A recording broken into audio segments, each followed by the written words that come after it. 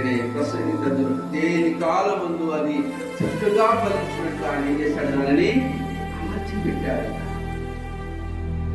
దేని కాలమందు అది చక్కగా ఫలించేటట్లుగా, అంటే మన జీవితంలో మనం ఎప్పుడు ఫలించాలో, ఎప్పుడు అభివృద్ధి కావాలో, మనకి ఏది కావాలో ఆయన ముందుగానే నిర్ణయించాడు. ఆ నిర్ణయ కాలం వచ్చేంత వరకు మనం ఎదురు చూస్తూ ఉండాలి. అంతే.